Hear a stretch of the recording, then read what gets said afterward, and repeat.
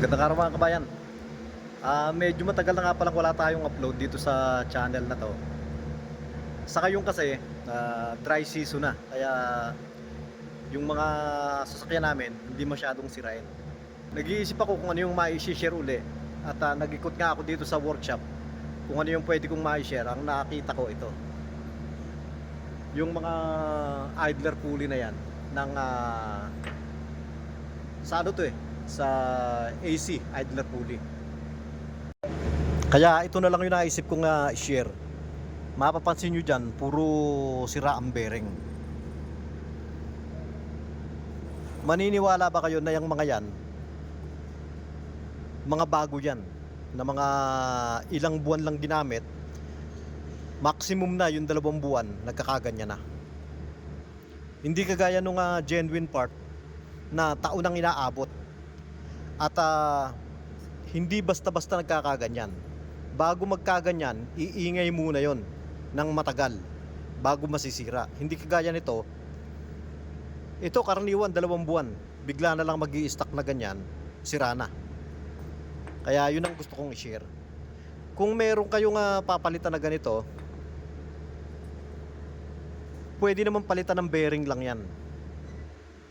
Meron kasi ako nakita dati na sa group chat, hindi pala, sa automotive group, hindi sa group chat, na may nagtatanong kung paano daw bang tatanggalin kasi merong parang lock dito. Yung genuine, hindi ito yung genuine. Madali lang yung pagtanggal niyan. Yun ang i-share ko kung paano ako magtanggal nung ganon. Kaya kung meron kayong ganon na gusto nyong palitan lang ng bearing, tanggalin nyo na lang, palitan nyo ng bearing. Mas mainam pa yon kaysa do sa ganito.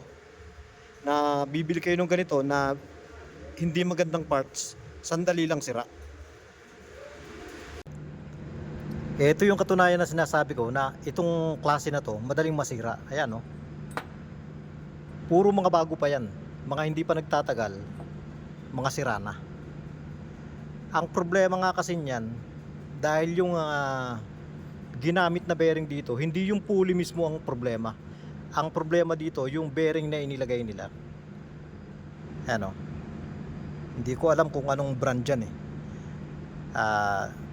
titingnan ko kung makikita ko yung brand nya.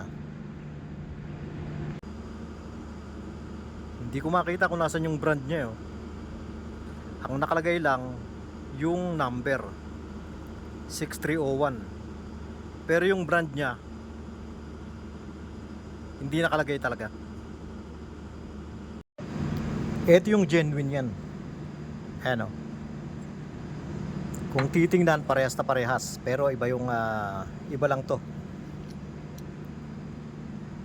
Pero kung ito ang inilagay nilang bearing, yung magandang klase, pwede na sana yan Ito, branded talaga yung bearing nito. Mas gusto ko pa nga yung magpalit na lang ng bearing nito kaysa yung magkabit ng ganyan na fake. Dahil ito, pag kinabitan mo ng magandang klase ng bearing, taon talaga yung itinatagal. Madali lang din naman magpalit ng bearing nito Kahit martilyo lang yan at saka yung yung pagpupukpukan. Madali lang yan. Ganito lang yung ginagawa ko.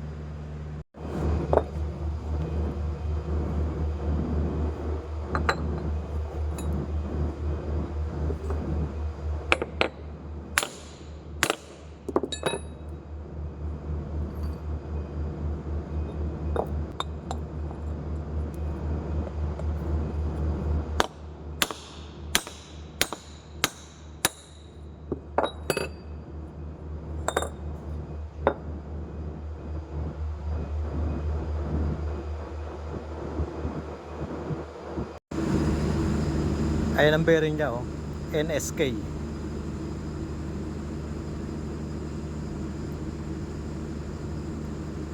Meron pa namang mga ibang brand. Basta yung mga branded lang na bearing, okay na yon.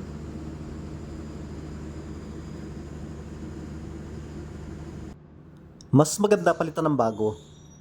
Kaya nga lang wala akong pamalit ngayon Medyo okay pa naman ang bahagya to. Ito na lang muna yung ikakabit ko para lang maipakita ko rin sa inyo kung paano yung gagawin.